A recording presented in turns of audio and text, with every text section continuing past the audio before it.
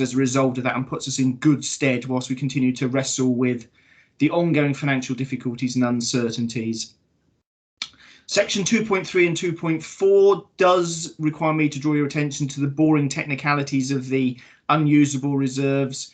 Even I lose the will to live on those items, so I won't repeat them again. We've already touched upon them today, and we had a great debate last time with the auditors on that matter, but suffice to say they are not touchable for any reason whatsoever. Section 2.7 draws your attention to my advice, which is that I consider the general fund reserves in isolation to still be on the proportionately low side for the size of the authority, but I'm more than happy with that in terms of my officer advice, because we have very substantial earmarked reserves, and of course, as I've just referenced, we've added more than £50 million to those reserves in the last year's outturn report, and of course £17 million the year before that. And it is those carrying of specific earmarked reserves for a number of specific purposes which enables me to be satisfied with the level of general reserves, albeit my advice that they're a little on the low side. Section 3.11 summarises the overall reserves split by category, and you'll see that I propose no changes at this point in time. And I emphasise that's no strategic allocation changes, because we're still in the middle of the eye of the storm. I see no reason to advise you to change tack at this mid-year review point. Having said that, I would emphasise that there will be clearly very many movements in those reserves. For example, we saw schools reserves treble at year end, and I'm very much expecting a good £10 to £15 million of those to be spent over the coming couple of years. You will see reference to the contingency fund at £10 million, which I referenced earlier in the public question time. And at the moment, you will be aware that from first quarter monitoring report on the budget, all of that is potentially also committed in terms of, but enabling me to be able to advise Cabinet that we were already in a underspend position at the end of the first quarter, which means it should all go well for the rest of the year. And of course, there is the recovery fund, which has been to Cabinet and referenced a number of times previously in Council. A £20 million recovery fund established, and we are on track already for around half of that to have been committed. The undertaking was to spend it by way of a community dividend back over 2 years. And so the context is important on a number of these items where there are known significant draws, but planned draws from reserves to enable Council to be in control of its own local destiny, which will be augmented if we get additional sums from UK or Welsh Government in the spending review and any future in-year cash adjustments. But that flexibility and firepower is what's especially important and has enabled the authority to set out its stall very rapidly and quickly by way of putting money back in. Yes, there was a £50 million plus add to reserves, but if I reference just those three, the planned spend on schools reserves, the planned spend of the contingency and the planned spend of the recovery fund, you can see almost the same amount being committed back straight away into supporting local communities and local businesses. And I think that's the most important part that I would want to emphasise. Equally, I've referenced the first quarter budget monitoring report, and if, as is likely, as is normally the case, the budget position improves further, then there will be opportunities to potentially consider topping up some of those reserves in normal fashion, including the capital equalisation reserve and other reserves as the year goes by. So it's an incredibly strong cash-backed position, the strongest we've probably ever had, the most we ever added in a single year to reserves. We have significant plans to spend a number of those reserves, and that's why, as I say, my sole recommendation is no change at this point in time whilst we're in the eye of the storm, knowing that we have substantial cash balances to help us weather it in the short term, and we will continue to review it in due course. And Council will, of course, have an opportunity as budget monitoring continues through the year, and as we get to year-end outturn, to take my further advice on whether to draw down or top up on any of those reserves. So that ends my professional advice. I think it's relatively straightforward this year, and hence why I opened with it's both interesting and uninteresting, but I'm very pleased to have lots of millions of pounds in the jam jars to be able to give you as members flexibility to be able to spend on your priorities and respond to emergencies as they happen. So thank you very much, Presiding Member. Thank you very much. Councillor Rob Stewart. Yeah, thank you, Chair. I will obviously happily move the report. Just to pick up on a few of the points that Mr. Smith has already made. Obviously, yes, these are significant increases in some of the reserves there, but as Mr. Smith indicated, some of the money arrived late last year, so that has distorted the picture a little bit. But also, these reserves have been set up for specific purposes. We have, I believe, the largest local recovery fund in Wales, and that money is currently being distributed to help deliver play areas in our communities, to support the removal of certain fees, to make sure that we deliver on our free bus initiatives for people to get across Swansea, to support businesses and to support families, avoid the charges on the buses. I'm sure we'll say a little bit more about that in due course, to remove the fees for using our parks. And of course, as I mentioned earlier, to support grants to businesses, local businesses, to improve so that they can survive the worst impact of the pandemic. And I'm sure we'll have a little bit more of this conversation when we come to question 1. But it's in stark contrast to what you see the national government doing at the present time, where they are loading extra costs and extra pressures on to residents across the country. But look, very, very pleased that we've got such a healthy position in our reserves. But again, as Mr. Smith indicated, it is a snapshot, and those reserves will reduce as we go through the rest of this year and into next year, as we spend to support our communities, which is absolutely the right thing to do. So with that, Chair, I'm happy to move. And can I just place on record again, as I did for Mr. Howes, my thanks to Mr. Smith and his team for their excellent work, not just on this report, but again over the last 18 months. Thank you, Leader. Councillor Chris Holly. Thank you, Presiding Member. Chair, apologies on that. Apologies to Councillor Holly. Chair, you may want to go to Deputy Leader to second the report before Councillor Holly comes in. Okay, do you want to? Fine. Deputy Leader, then do you want to just formally second it at this stage? Yes, thank you, Presiding Member. Very happy to formally second and echo the Leader's comments. My thanks to the Section 151 officer. Thank you, Andrea. I'll call you again if you want to further expand, but okay, but Councillor Chris Holly. Thank you, Presiding Member. It's only a couple of questions, really. I think the first question I would ask is under, I think it's 3.1. Yes, 3.1. We are we've got savings this year of 8.1 in our budget, and the following year 4.4.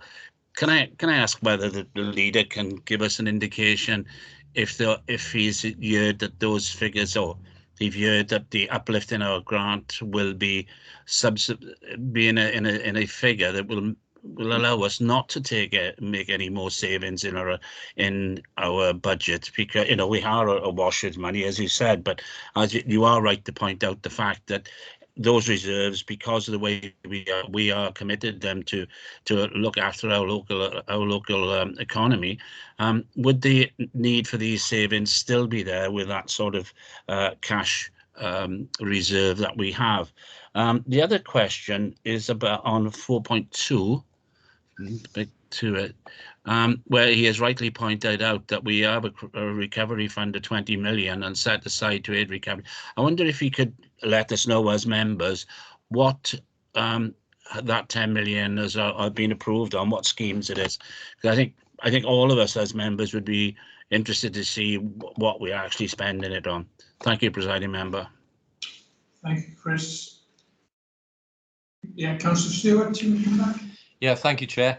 In terms of Councillor Holly's first point, yes, I think that you would expect me to make the point that we're awaiting the UK government's comprehensive spending review.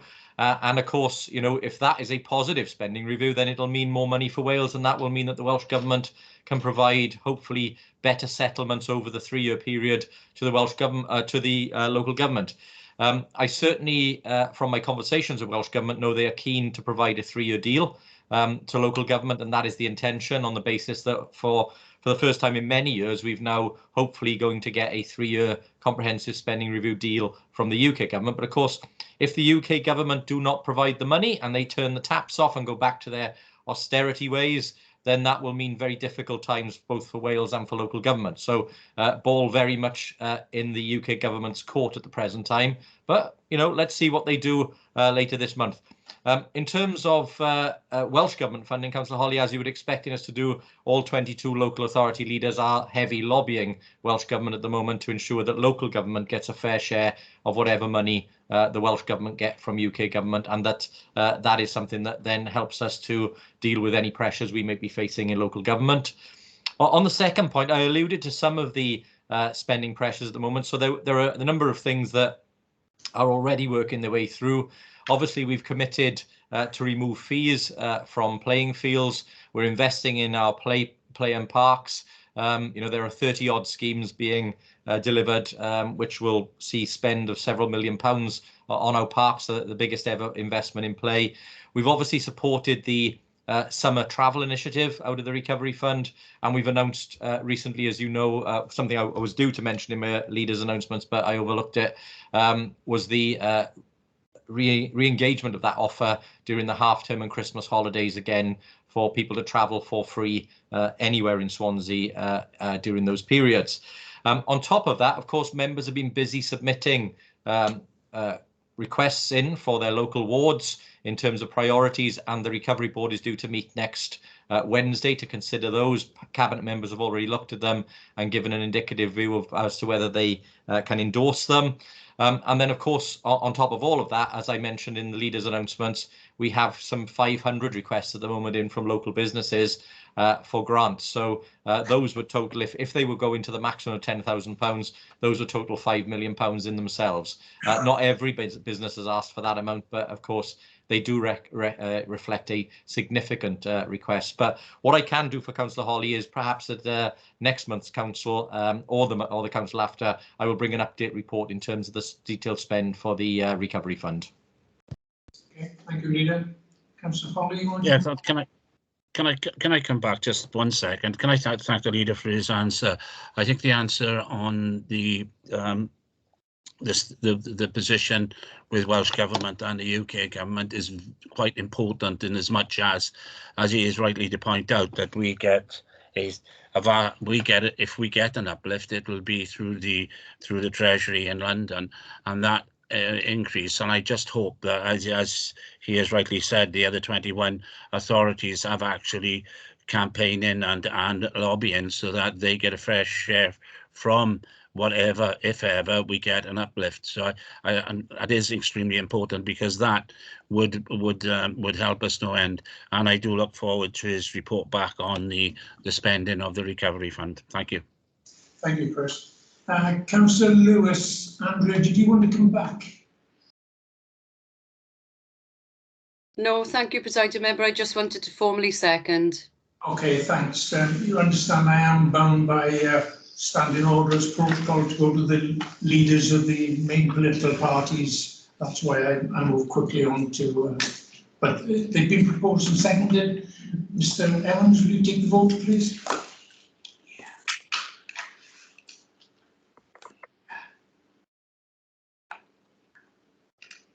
Yeah, the vote has been launched. It should be with you momentarily. It's on the wing.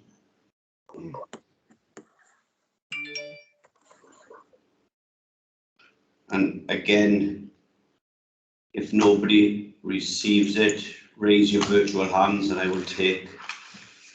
Why are we having the same people with it? Okay, so for those those who haven't received it, Councillor Rob Stewart, you for, against or abstaining? Apologies, Hugh, it was a legacy hand. I have voted. Okay. Councillor Gordon Walker? For. Councillor Hazel Morris? For. Councillor Mike Lewis? Councillor Mike Lewis? You're muted. For. Councillor Penny Matthews? For. Councillor Fiona Gordon? For. Any others Councillor Christine Richards. Oh, Councillor Christine Richards. 4. Thank you. Any others? No, that's good. Try this. Presiding member,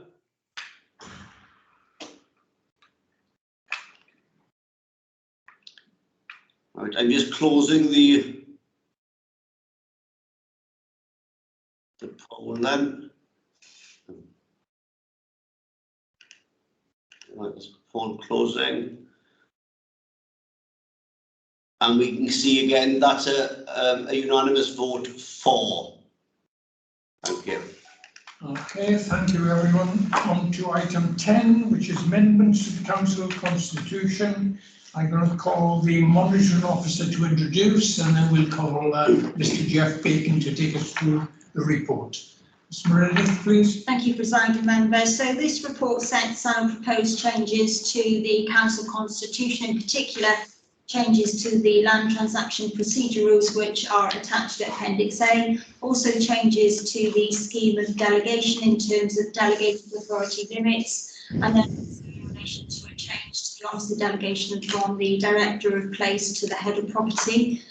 These changes have already been taken through to Constitution Working Group, and they were approved to go on to Council on the 28th of September.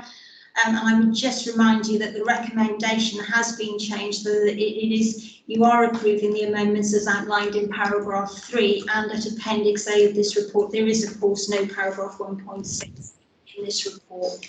So I'm not sure whether Jeff Bacon, hopefully he is on the call and he can summarise what the changes are to the land transaction procedure rules. Thanks. Are you with us, Jeff? I am here. Thank you, Presiding Member. Thank you, Tracy. The covering report picks up some of the key areas where there have been some amendments. Rule 3 deals with clarification of the definition of surplus or underused land. Rule 5 deals with issues of best consideration and reinforcing and just clarifying the fact that it's for Cabinet to decide on any disposals which are at an undervalue within the general disposal consent. Rule 6.6 refers to where it's appropriate, disposing of land where there's been no marketing, and at the same time updating the community asset transfer policy, which is already policy, but incorporating it into the Constitution in terms of land transaction procedure rules, and has specific reference in the community asset transfer policy to reference to the Welsh Language Act and compliance with the Welsh Language Act for anyone who applies and seeks to take on an asset by way of a community asset transfer. Rules sort of 4.5 and 6 deal with speeding up essentially the administrative process of appropriation within the authority. And finally, there are updates with regards to delegated limits, again, which are intended to speed up the marketing and disposal of land and keeping up with market conditions in terms of the level of the delegated authorities that have been at the current level for quite some time. So that is a brief summary. There's obviously quite a lot within the documentation and appendices in the revised land transaction procedure rules. So happy to pick up and we'll take any technical questions. Okay, thank you, Jeff. Any questions? No hands. Do I have a proposer? Yeah, Chair, very happy to move the report. Thank you. A seconder? yeah, more than happy to second. Thank you. Mr. Evans, take the vote, please.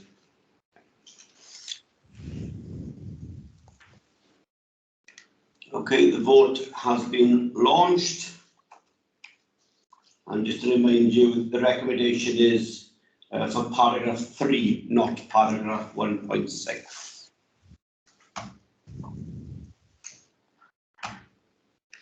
Usual approach, if you haven't received it and you need to vote verbally, please raise your virtual hands. Councillor Gordon Walker. 4. Councillor Penny Matthews. 4. Councillor Hazel Morris. 4. Councillor Fiona Gordon. 4. Councillor Christine Richards. 4. Councillor Irene Mann. 4. Are there any others that were unable to vote virtually? No. Okay, I'm going to close the poll. If you give me a moment. Oh, Councillor Matthews, you still got your hand up. Is there an issue or is everything okay? Apologies, it's my phone. That's good. I'm just closing the poll then. Right. Give me a moment to get the result of this one, I'm sorry.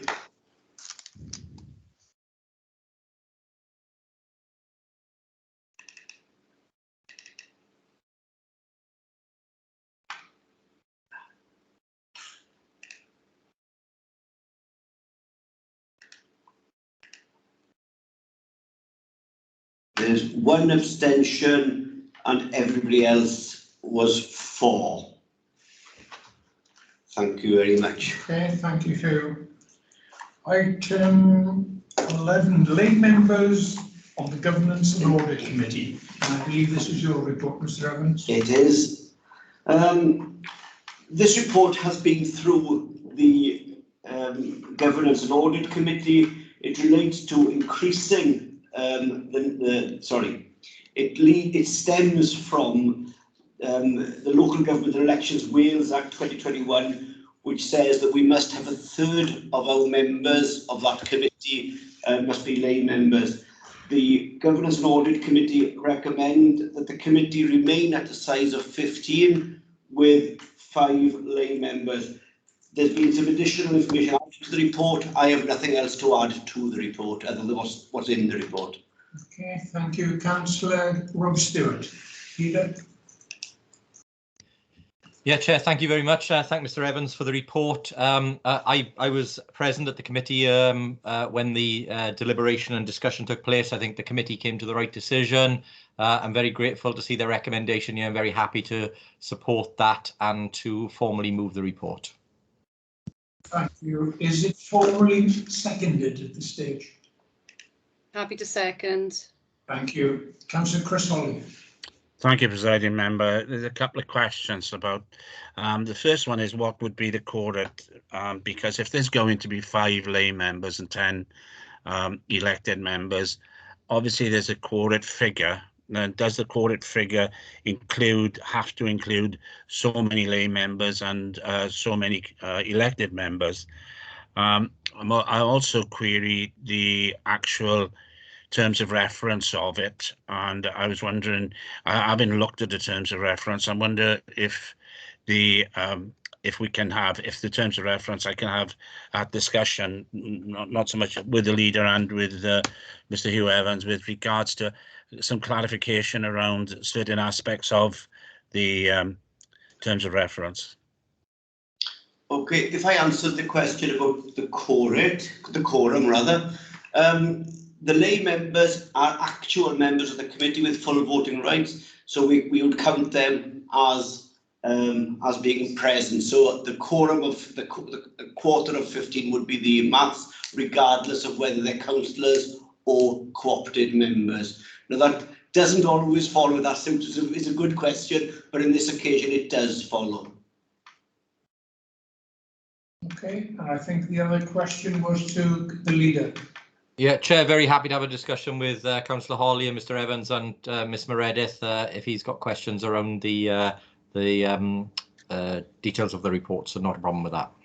Yeah, I think doing it in council, I think it would bore the living daylights of most of the people there anyway. So I think it would be better to have it elsewhere. Okay, good. Thank you, Mr. Evans. Take the vote, please. It's been proposed and seconded. Yeah, the vote has been launched. It should be making its way to you. And as always, if you don't receive the vote, I'll take the verbal thing. So Councillor Gordon Walker. For.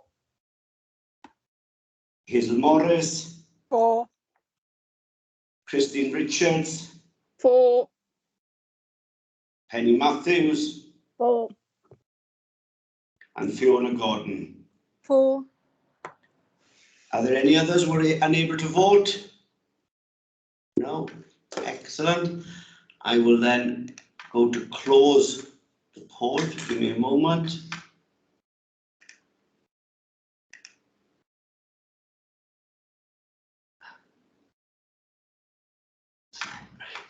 And again, there have been a couple of abstentions, but the majority are very much for. So it's carried with 4. Okay, thank you very much. Item 12 on our agenda this evening. 2021. I understand Councillor Linda James is going to take us through the report. Linda? Right. Thank you, Presiding Member. There are actually 2 reports here covering the period from April 2019 to May 2021. The work of the committee, both committees, both years, was severely curtailed by the COVID restrictions on holding meetings. However, during the period, the committee did review the draft independent remuneration panel of Wales reports in both years, and in the first year agreeing with the reimbursement of the costs of care. It's also looked at member training and what is required and by what is the most effective means. So as the meetings were curtailed, so were the work that was done, so that not a lot of work has been covered as yet. So on behalf of Councillor Black and myself, I'd like to thank the Democratic Services team for all their help over the year and their hard work for everybody. So if anyone's got any questions, I'll attempt to answer them. Okay, thank you, Linda. No one is indicating for any questions. The report is for information. In the case, we move on to item 13, which is scrutiny, dispatches, the impact report, and that's by Councillor Peter Black. Yes, thank you, Chair. Happy to move this formally just to say that the committee and the various panels are doing their best to continue to scrutinise remotely. They are having difficulties in terms of I think basically because of the COVID is still impacting on the work we're doing. But can I just thank all the members who are participating in scrutiny and all the staff who are supporting us and who are coming to scrutiny committee and answering questions. I think the scrutiny is proving to be very valuable and helpful, I think, to the executive in terms of running the council, identifying issues and helping to resolve them. And I hope it will continue to do so. So just want to offer my thanks to all those who are participating in scrutiny as part of this programme. Thank you. Again, no hands indicating questions, and again, this report is for information. So we move on to councillors' questions, page 186. Part A, first question is Councillor Leslie Walton. Les, do you have any supplementary? Yes, please, Presiding Officer. Just a matter of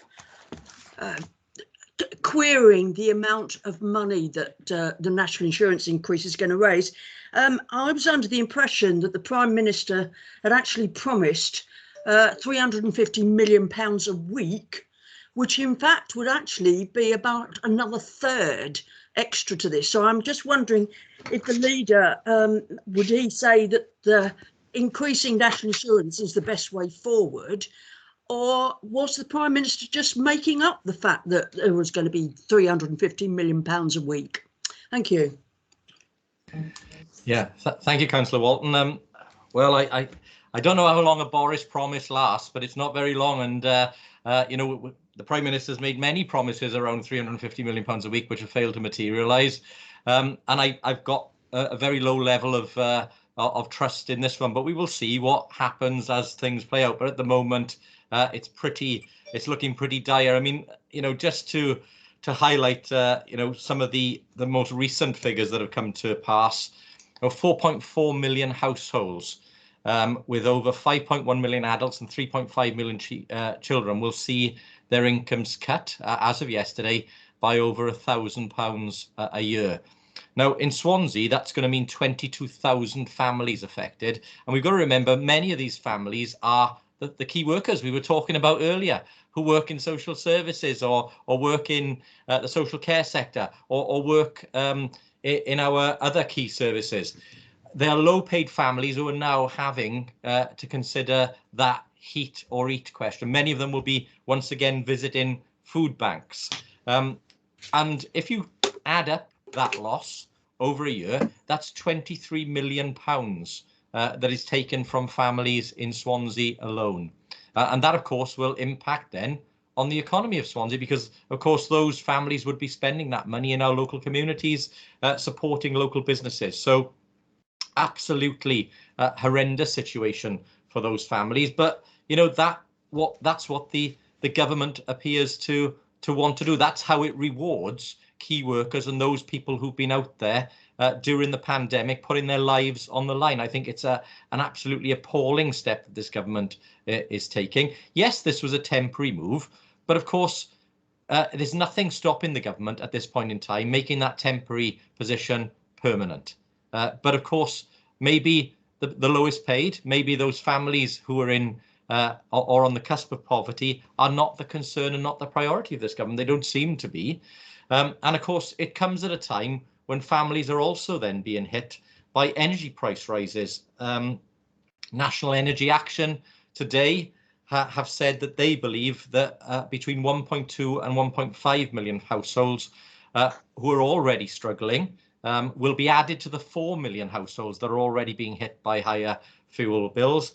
And typically, customers will be paying between £400 and £600 extra a year. So if you're having your income slashed by £1,040 per year, you're also looking at higher energy bills of £400 to £600 a year. And that comes on top, of course, of then what happens with the national insurance, because, again, as we said, many of these families will already be the lowest paid paying national insurance contributions and therefore will be hit a third time. And of course, national insurance is not a progressive tax. It isn't like income tax. It tails off as you earn more. So actually the burden falls on the lowest paid. It is absolutely the wrong way to raise money for our health and care services. And of course, you know, if you look at what the government has said in England, the UK government has said the majority of that money won't even find its way to the care services, to social care. It'll actually end up probably in health.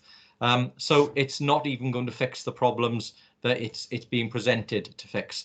Now, again, in Wales, I'm pleased to see the Welsh government taking a different tact, actually putting money there to try and deal with the position that social care is in Wales, and to raise the salaries of those who are in the care sector in Wales to get them to the real living wage and hopefully beyond. And of course, the Welsh government also put out 2 payments of £500 during the pandemic to recognise the efforts of care workers in Wales.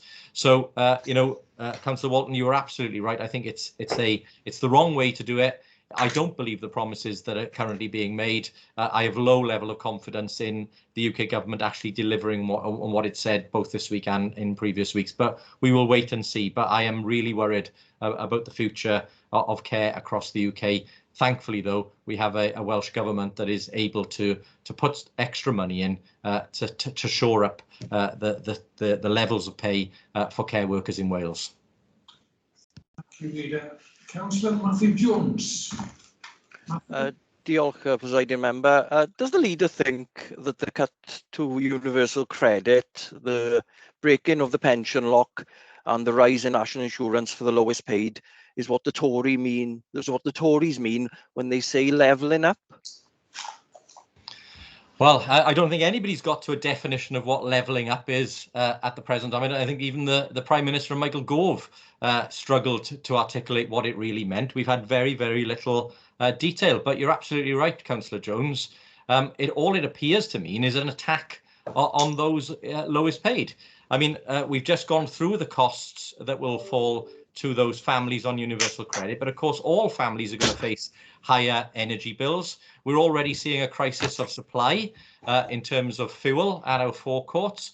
You're seeing a supply chain issues with food in supermarkets, and that's only going to drive prices up. Again, making it more expensive for hardworking families to get by. And you're quite right. There is also the standing down of the promise they made on the triple lock for pensions. That is going to cost pensioners in Swansea on average £400 a year because of that broken promise from the Tories in London. And again, you know, that is their version of level up. Well, you know, there was a government that did actually level up this country. Maybe if our Tory friends on the opposition benches there might have their pens and papers ready, they can take down what levelling up could actually mean. Because the last time Labour was in power in London, this is what levelling up meant. 85,000 more nurses, not less like under the Tories. 32,000 more doctors, not less like under the Tories. Matrons back on our wards. The establishment of NHS Direct. A cut to inpatient waiting times by over 500,000. A cut to heart disease deaths by 150,000 and cancer deaths by 50,000. Introduction of free breast cancer screening for all women between the ages of 50 and 70. Over 14,000 more police on the streets. A cut in crime by 32%. 600,000 children lifted out of poverty. Free nursery places for every 3 and 4-year-old. Over 36,000 more teachers in England and 274,000 more support staff. Record levels of literacy and numeracy, with young people achieving the best results ever at 14, 16 and 18. Doubling of funding for every pupil. Introduction of child tax credits, giving more money to parents. 3 million child trust funds created. Record numbers of students in higher education. The New Deal helping over 1.8 million people into work. Cut in long-term youth employment by 75%. 2,200 Sure Start children's centres established. Employment at its highest level ever. The introduction of the national living wage. All full-time workers having a right to 24 days paid leave. A doubling of the number of apprenticeships.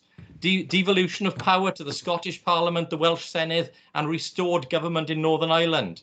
Introduction of paternity leave for fathers for the first time, 2 weeks paternity leave. Restored citywide government in London.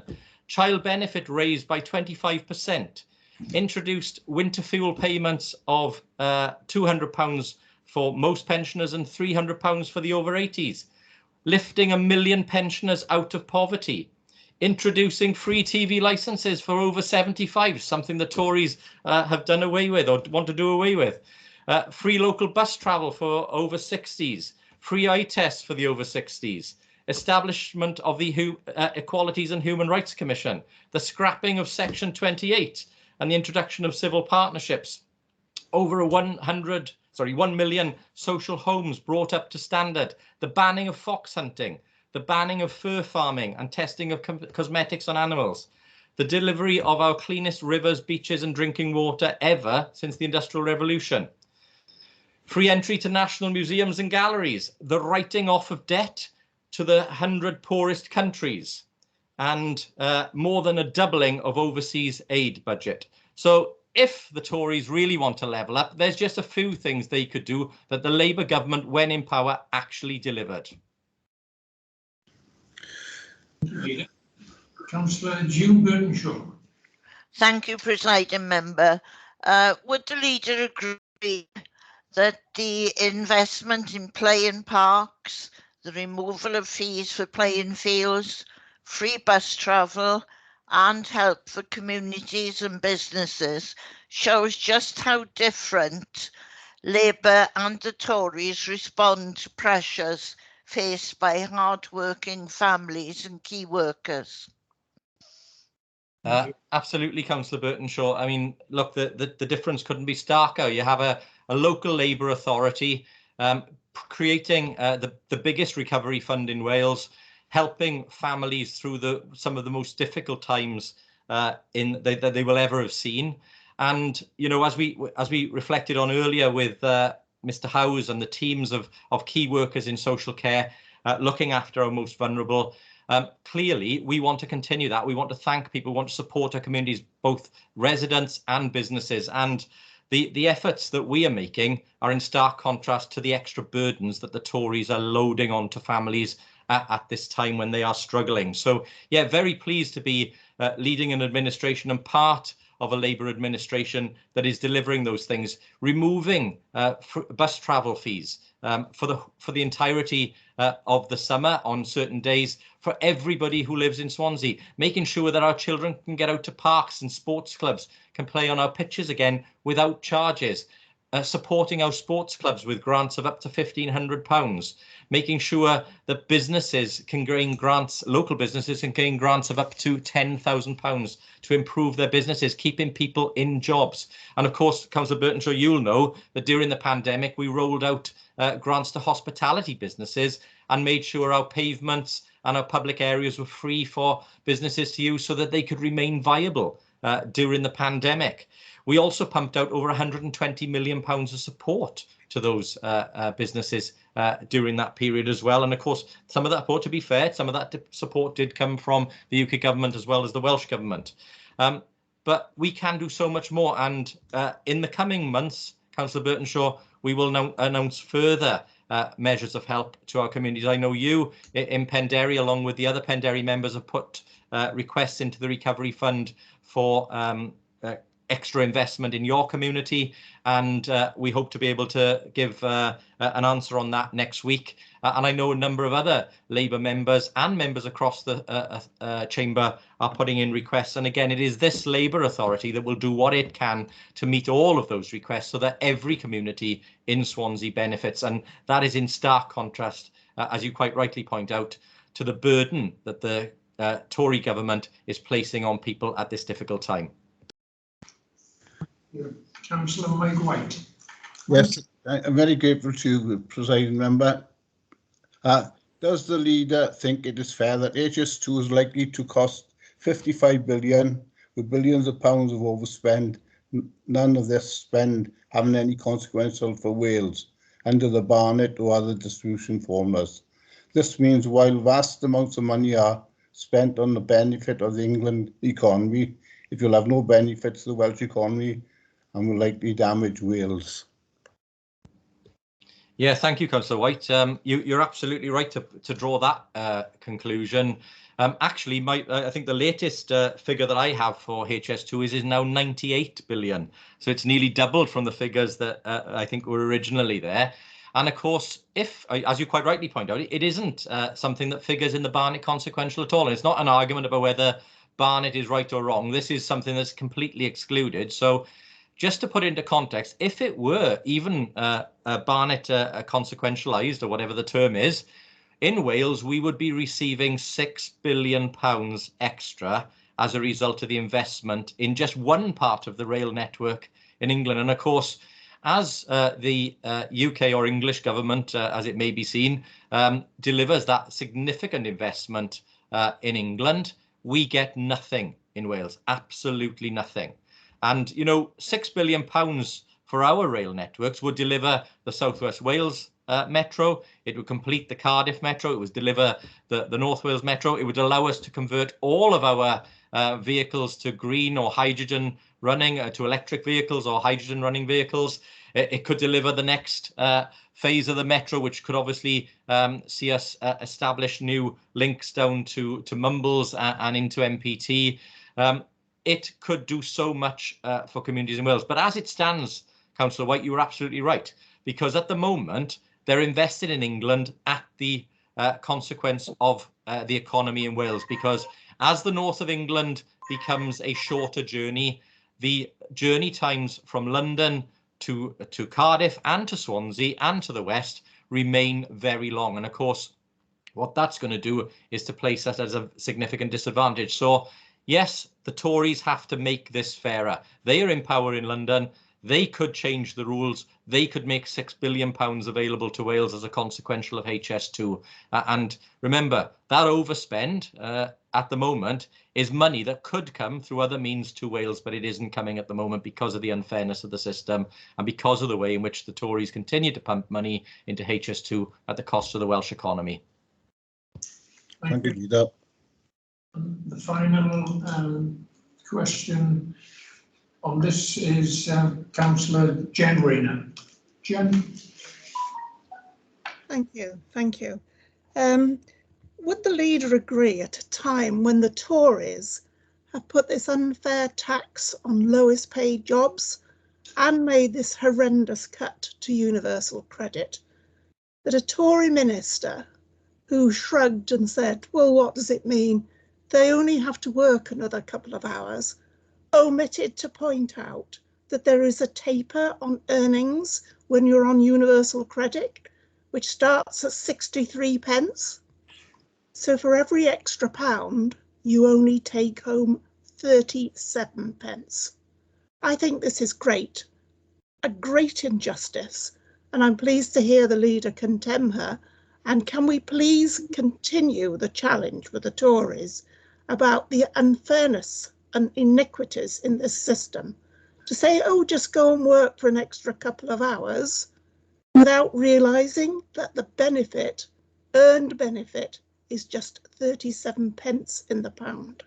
Dreadful.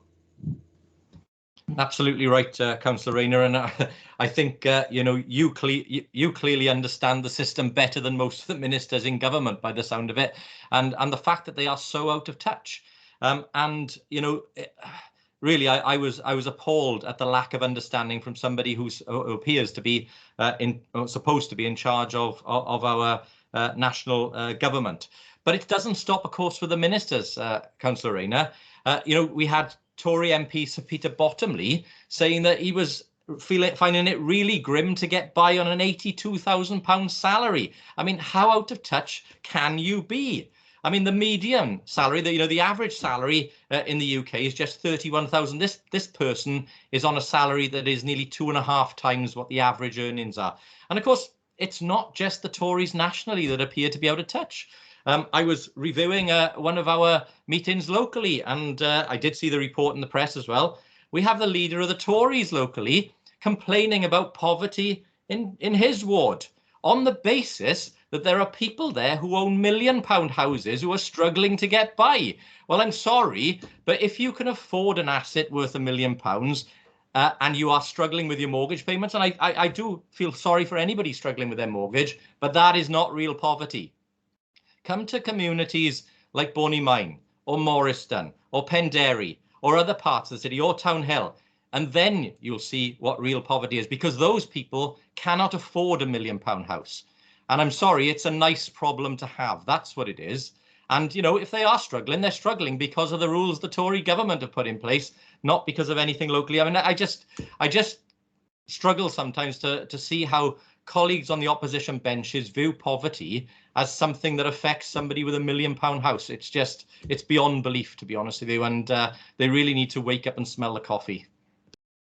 Okay, thank you. Okay, we've got Lyndon Jones. You've got your hand up, Lyndon, but this is for supplementary questions, okay? It's not a political debate. Do you have a question on a supplementary question on question 1? Well, I thought we'd had a political debate going on there, because it was supposed to be about national insurance, and we seem to cover a party political broadcast by the Labour Party. First, you know, I think I should reply in the sense that the point that the leader made about my ward and £1 million houses, I never mentioned £1 million houses. So, you know, please get your facts right on that. This debate was supposed to be about, or this question was about national insurance contributions. And the reason for that increase was to pay for social care. That has been something that has been grappled with for decades, and this government has actually got the guts to do it. Presiding member. Yeah, point of order. Can we have questions? Not a political contribution. Well, I think you should have stopped the leader then about half an hour ago, because we've been listening to a diatribe from him, and which was nothing less than political contributions. So I think you need to have a bit of fairness in this council, or you know, really. And I did think, and the points also that the leader made, I hope he represents the whole. This council represents the whole of Swansea, and not parts of it.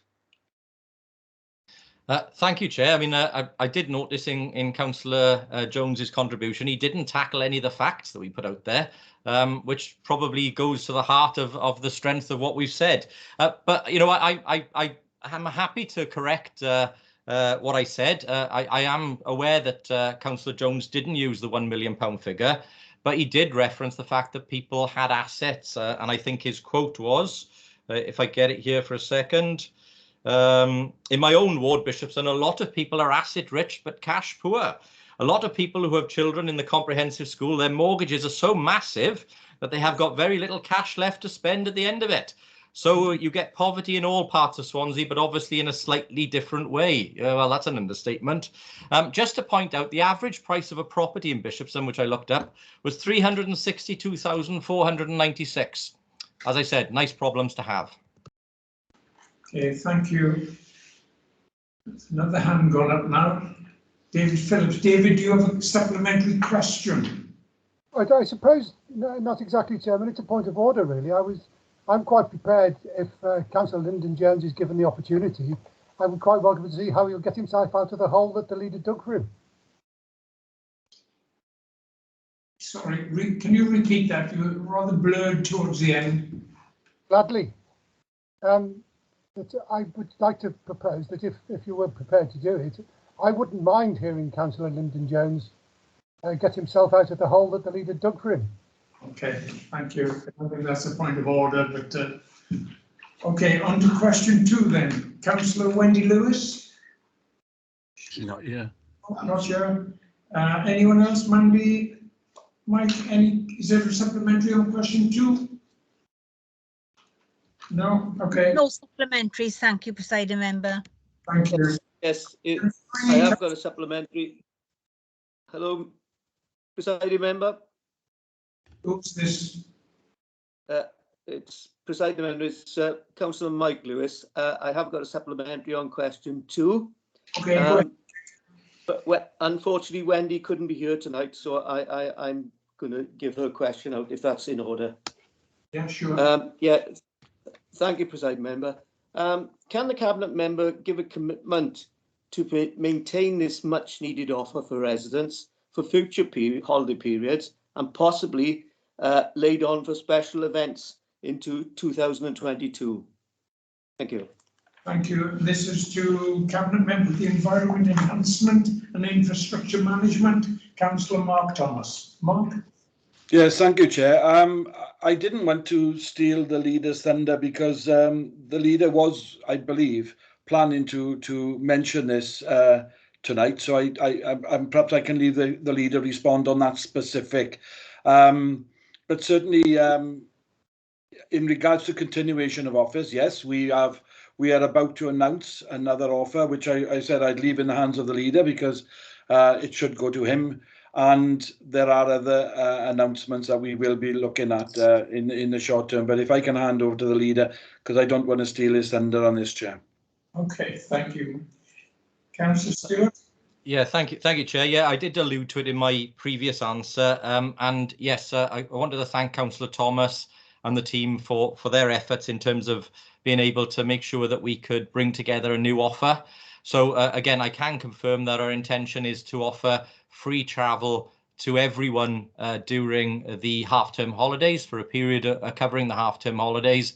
It will be a slightly amended offer on the basis that obviously we have darker evenings now. People are visiting the beaches less than they were during the summer months. So the offer's being tailored to the difference in the seasons that we now have. And obviously we would still encourage people to take journeys into the centres to support local businesses and to travel across Swansea as they did during the summer. So we will do that during the half-term holidays, and we're also very, very pleased to announce that we will do that offer as well, again tailored specifically for the Christmas season to support the Christmas shopping period in the run-up to Christmas and the Christmas period there. And again, that is aimed at making sure that our communities face no barriers in being able to come in and enjoy the fantastic facilities that we'll have in the city centre during the Christmas period, and of course support our local traders in the city centre. And very, very pleased to announce that, and grateful for Councillor Thomas to giving me the opportunity to do it. But again, I pay due respect and thanks to Councillor Thomas, to Kath Swain and all the team that have helped bring that offer together. And if it's okay with you, Chair, I'll hand back to Councillor Thomas because he may have some further comments. Thank you. Yeah. Councillor Thomas, Mark. Yes, thank you, Chair. And in addition to the offer terminating in the early evening, I think instead of it running till 11 o'clock in the night, it'll be 7 o'clock in the night, which is more commensurate with the weather conditions, with the darker nights, as the leader said. But we'll be running it over the 2 weekend periods rather than for the entire 7 days. Because we're looking at extending and expanding this offer and learning through each offer as well as how attractive it was and how it was best used. But I think a very important point as well, and through the question, we answered, the direct question about families benefiting from this, and they very much did, as is well known and documented. And there's evidence through surveys that we've carried out to support that as well. It's very much been welcomed by families, particularly people, and we talked about poverty at length in the previous question, and people who are struggling, and this was an opportunity for them to get out. But also, there were 3 legs to this promotion as well. Is that the second point was as well, people were travelling into the city centre and to our resorts and beaches and spending money as well. So although they had the free offer, that was incentivising people to go out and spend money, and that money was going into our much needed economy and supported our businesses that have had a desperately tough time throughout this. The third benefit to this as well was obviously the fact that people were using buses instead of cars, and all the benefits that brings to pollution, to road traffic congestion, air quality, etc., etc. So it all round, it was obviously a huge benefit to those who couldn't otherwise perhaps afford bus travel. But the added benefits of it all, as I said, it was threefold, and I'm equally proud on all of them. I wouldn't put one before the other necessarily, but they all were beneficial to everybody who used them, and all of us benefited, whether we used the free bus offers or not. We all benefited because more people on the buses, less people on the roads, and that made an improvement in our life for all of us. So very, very pleased. I'm very pleased that we can look to continue that for the foreseeable future as well. Thank you, Mark. Councillor Chris Holly, do you have a question, Chris? A question and a comment, really. I think it's a very, very good idea. Well, I would do, wouldn't I? Since it was my idea that you've copied. But I do think it is a very good idea, and I've stole it from somewhere else as well anyway, so that's the way life is.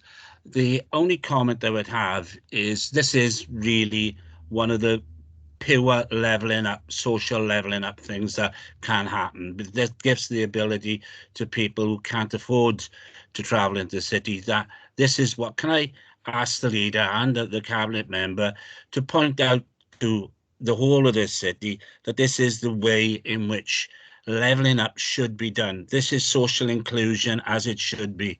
And I think that I hope that both of you can project this as a proper way to have social inclusion. Everybody in the city will be able to travel regardless of their background and their financial position. Thank you. Thank you, Chris.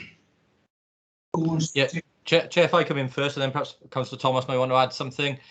Look, I absolutely agree with Councillor Holly, and yes, I do acknowledge that Councillor Holly's administration did run offers during their period, and again, if it's a good idea, why not reuse it? And again, hopefully, we've been able to expand on what Councillor Holly did in terms of, making it a more inclusive offer that covers more of the population. But in terms of that, you're absolutely right. I mean, this is a barrier that people face on a daily basis. I've said before that one of the aims of this administration has been to try and move to a point where we have reliable, affordable public transport that gives people an absolute choice to come out of their vehicles and take public transport or to cycle. And the delivery and the doubling of the cycle network has been a really important part of that. We are still, unfortunately, in our region, still in essentially a monopoly position where First provide most of the bus services that are available in the area. And, you know, whether it's public or private, having a monopoly is not a good position to be in. So working with Transport for Wales, you know, as part of the proposals that we have for the Metro, which will, of course, see hopefully the provision of not just a new rail services in our region, but bus services as well. And we're hopeful that those buses will be either electric or hydrogen buses, so that they're clean vehicles. But then in terms of the model that we run, where we work either with a private operator provider as a partner and Transport for Wales, or we step in ourselves as a council, because again, we have ambitions to do that, to actually take control of the public transport that we have in our area so that we can affect it more. I would much rather actually pay to run a service ourselves rather than pay an operator to reduce their fees so that people can get on to a service. And of course, we still face the challenges from the private service operators that they can discontinue uneconomic routes, which is absolutely contrary to what we want to do, because we want to make sure that all of our communities have public transport that's affordable, reliable and available to those communities at any time that they need it. And that's the part that we need to get to. And you know, certainly in the next few years, as the Metro proposals come to the delivery phase, then I'm very hopeful that we can play a leading part in that, and that offers like this become the norm, because that's what we want to get to, where the transport is not a barrier. Public transport is not an unaffordable option for people who need to get into work or to get to the area of the city or the fantastic county that we live in. I know that Councillor Thomas wants to add. Thanks, Mark. No, happy. I think the leader summed it up. There's nothing to add. I think he's covered everything. But yeah, this is, as I said, we're just proud that we can do our little bit on the levelling up, as Councillor Hawley had said, and happy to accept that, yes, this was an initiative that Councillor Hawley introduced many years ago. And as the leader said, why wouldn't we use something that if it was seen as successful? I'm happy to repeat it. Okay, thank you. On to question 3 then, Councillor Irene Mann. Irene? Oh, hang on. Hello. No supplementaries, and I'm happy for Councillor Mark Thomas to, his response. Thank you. Thank you. Okay, thank you very much. And that takes our 30 minutes. Okay, on to item 15 on the agenda, which is the notice of motion on fireworks. Okay, and that's on page 195. Councillor Leslie Walton. Les? Thank you, Presiding Member. This is something that tends to crop up this time of year every year, and I think there's a good reason why it does. That's because we still haven't quite cracked resolving the issues around fireworks. I don't know about you, but only a couple of weeks ago I heard fireworks being let off. So we're still not quite there yet. Well, probably not even anywhere, not there yet. I'm not under any illusion that this motion will solve everything, will magically eradicate all the problems. But I do think we need to keep at it. I think we need to keep chipping away at the issues, and that by passing this motion, it will help do that. Firstly, I think it will show the public that we realise there's more to be done, that we understand their concerns, we understand that there are people of nervous disposition, people who suffer from PTSD, veterans, etc., etc. Also animals that are always reliant on their owners being good enough to make sure that they're looked after when fireworks are being let off. So I think we are trying to show that we're going to aim to do as much as possible as a council using the existing legislation as it is. Secondly, I think by promoting a public awareness campaign, it will reinforce the message that we want the public to show more consideration to each other. And note that I am not suggesting that we tell the public to do this. What I'm suggesting is we provide enough relevant information about the effects of fireworks so that they will actually choose to do this, which of course in the long term is far more effective than trying to penalise people against taking off fireworks.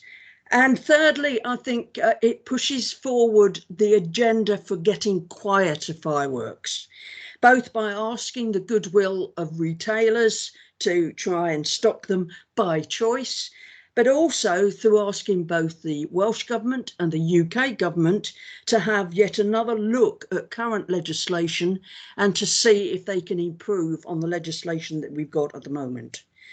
I would certainly hope that everybody here can support this motion, and so I move. Thank you. Thank you. And Councillor David Hopkins, to second the motion. Yeah, thanks, Presiding Member. I'd like to thank Councillor Walton for bringing this to our attention tonight and actually writing this notice of motion. I know that for some time she's been campaigning and working very hard to try to bring this forward. And I think that this notice of motion actually will go a long way to help. And what we don't want to do is actually spoil people's entertainment or fun. In fact, what we're trying to do is promote and encourage more use of organised events. You know, I take myself back to when I was a child. The banger was probably the loudest thing we heard. Some of the enormous, I can say, whatever you want to call them, bomb-like thing is absolutely ridiculous at this present time. So I just want to second this and really thank Leslie for the work going forward. Thank you. Councillor Robson. Chair, I'm happy to come in later on. I know others had their hands up before me, I think. Okay, Councillor Chris Holly. Yeah, thank you, Presiding Member. I think this is one of these items which is a notice of motion is a very personal thing. I totally agree with the notice of motion. The only thing I would say is I think the quieter version of fireworks should be in public displays as well, because they're in some places they're very close to residential areas where what Councillor Walton was on about, especially with people's animals. I think there is an issue about that. But I generally think we should, everybody should support this, because not just about the whole idea of celebration. We don't want to stop that, but what we want to do is celebrate and be safe at the same time. Thank you. Thank you, Councillor Lyndon Jones. Lyndon. Thank you, Presiding Member. Yeah, no, I absolutely support this motion. I think there is a need for that public awareness. I think we all want everybody to enjoy fireworks, but they need to enjoy them responsibly and think of others.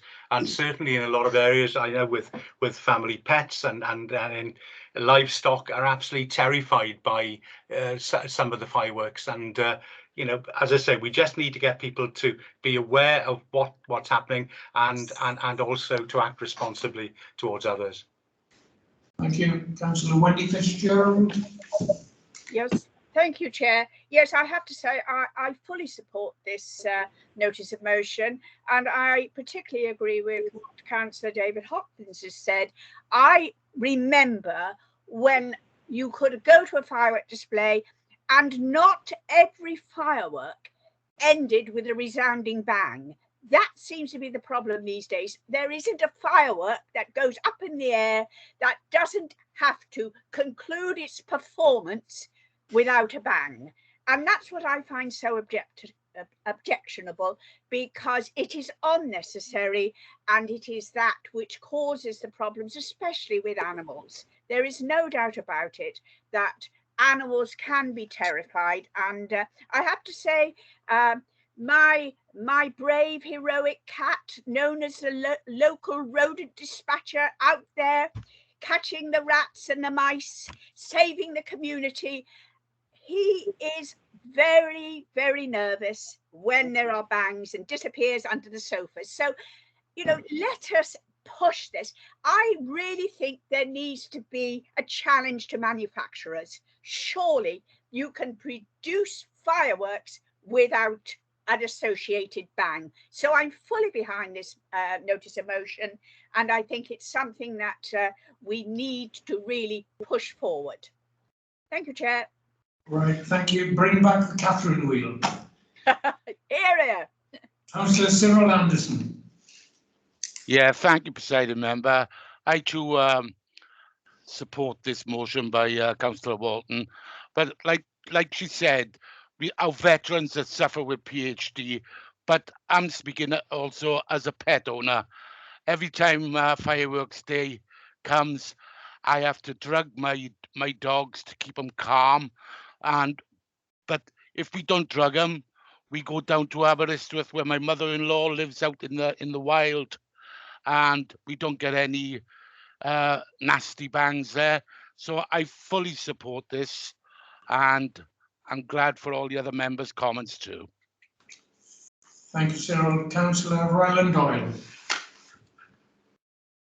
Thank you, Chair. I just wanted to make a brief comment on point 4 of the resolution. I'm happy to support the resolution, but with regards when it says to write to the Senedd and to the Westminster government, this has been debated on several occasions at the Senedd in recent years, but the Senedd does not have any legislative authority to restrict the sale of fireworks. I'm sure that right into the Senedd or the Welsh Government, we would be pushing at an open door because they are very anxious to control the sale of fireworks, etc.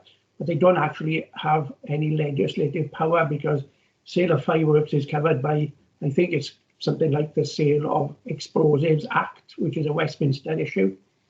So we need to focus our attention on lobbying Westminster, both directly for the control of fireworks and dare I suggest for devolving that piece of legislation or that piece of area of work back to the down to the Assembly so that the Welsh Government can assume control for Wales. Thank you. Thank you, Councillor Robert Francis Davis. Thank you, Presiding Officer. I think it's about us being responsible, and I think the best way for people to enjoy a firework display, because let's be fair, people do enjoy firework displays, is by perhaps going to a local authority firework display that we put on or organised. I would agree that we should be trying to get fireworks that are less of a bang, but it is very difficult. But unless we put this pressure on, that will never change. This year, the council, COVID permitting, will have a firework display, but it will not be on the 5th of November because we want to put it onto the bay where more people can enjoy it without packing into a smaller area. And that on the 5th of November, it's high tide. And so that wouldn't be very welcome. So it will probably be the following week, the following Friday, on the bay by barge. It takes it away from houses. When we used St Helens in the past, it's very close to a lot of houses in the Brynmill area. So using the bay, far more people can turn up and watch it and enjoy it around the bay, organised and controlled. And I think that's a much safer and better way to have a firework display. But I would fully, wholeheartedly support this resolution. Thank you, Robert. Councillor Lyndon Tyler-Lloyd. Yeah, I support this motion. I think it's a good motion. But I just want to tell you this funny thing. I was given a video when I had my last dog of how to get it used to bangs and things at bonfire night and to how to protect my pup.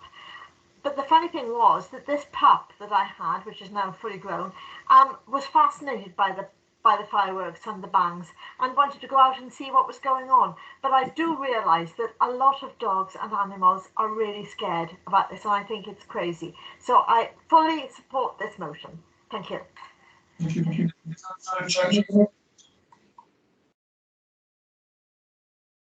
Cheryl?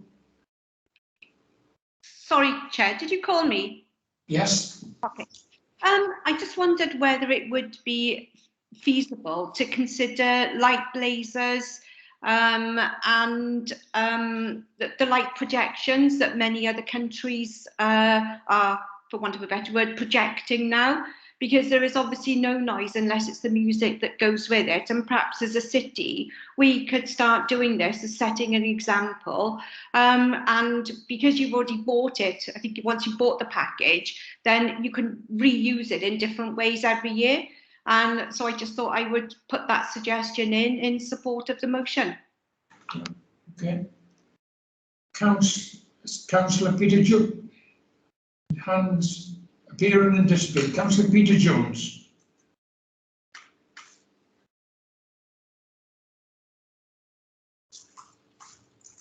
Peter, did you indicate you want to speak?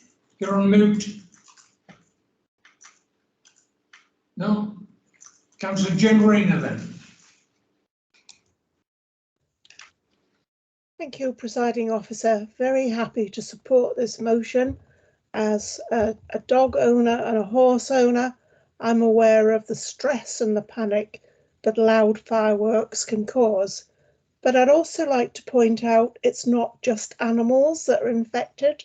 Yeah. Many adults, because of experiences they have come across as members of the services or the rescue services, are deeply affected by loud noises, and so loud that you can feel that thundering feel through the soles of your feet.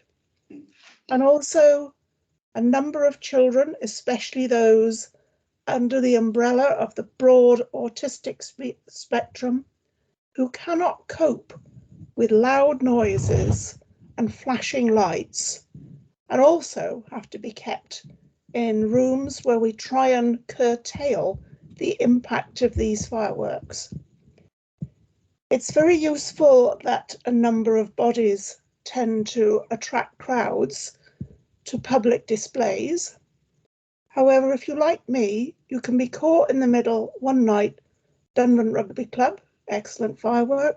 Gowerton Rugby Club, excellent firework close.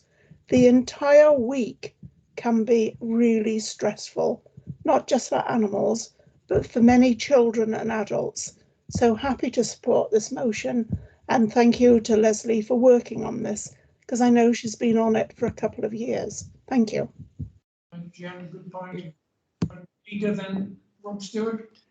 Yeah, thank you, Chair. I won't repeat what others have said, but very happy to support this and very, very grateful to Leslie for all the work that she's put in on this. Been a very, very strong voice to bring this to council for some time. And I think just to repeat a couple of key points here, this is not about stopping people enjoying fireworks displays. That is not the aim of this. And very grateful to Councillor Francis Davis as well and his team in trying to bring together a really fantastic event again this year, which will be free to the people of Swansea, as we have done in the past, and hopefully will be a great event for people to enjoy safely around the bay on whatever date the tides allow us to do that. I think outside of that, what we all want to see is a stop to the blight of people letting fireworks off in our communities for weeks before and weeks after, whether it be New Year's Eve or whether it be fireworks night. And those are the things that this motion is seeking to deal with. And as Councillor Doyle said, you know, it is something that is in the gift, I guess, of the UK government to try and deal with. And again, I'm sure were those powers devolved to the Welsh government, I'm sure the Welsh government will want to act on that and support the actions that not just this council, but I know other councils wish to take to try and restrict the use of and sale of very loud fireworks. So thank you again, Councillor Walton, for bringing this, and very happy to support. Thank you, Rob. Perhaps you could consider what Councillor Gerald Philpott said for future years about using light shows, laser shows. Perhaps that could be considered. Yeah. Sorry, Chair. Just on that, just to say we are looking at that. We have looked at more silent visual displays. We have also asked officers to continue to look. I know Councillor Francis Davis has looked into this recently again around whether there are commercial fireworks that are available that don't make a noise. I don't think the industry's quite got there yet. But certainly what we will continue to do is to evolve our displays so that we can do what we can to reduce the noise even from organised displays. Okay, that's good news. Thank you. Councillor Fitzgerald, right, have you still got your hand up?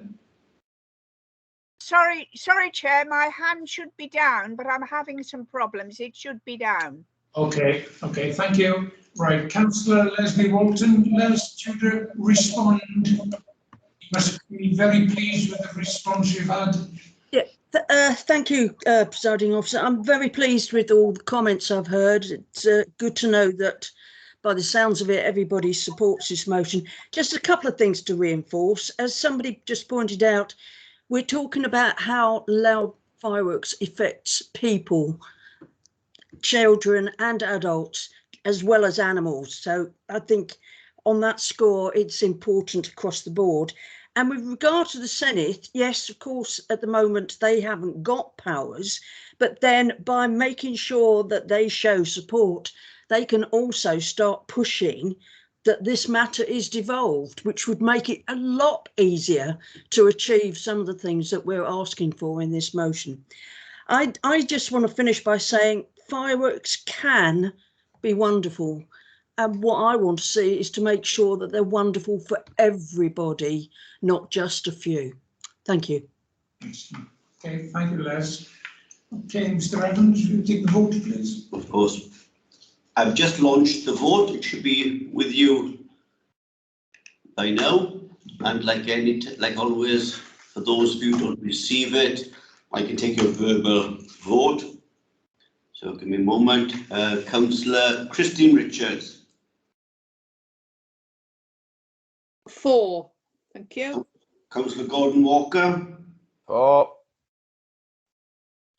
Councillor Hazel Morris.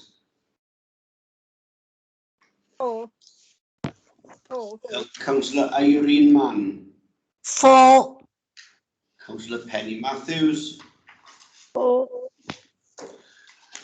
Has anybody else been unable to cast their vote? I think I've been able to vote this time here, but it's 4. Who was that? Sorry, Councillor Fiona Gordon. Okay, brilliant. I shall close the poll then. Give me a moment.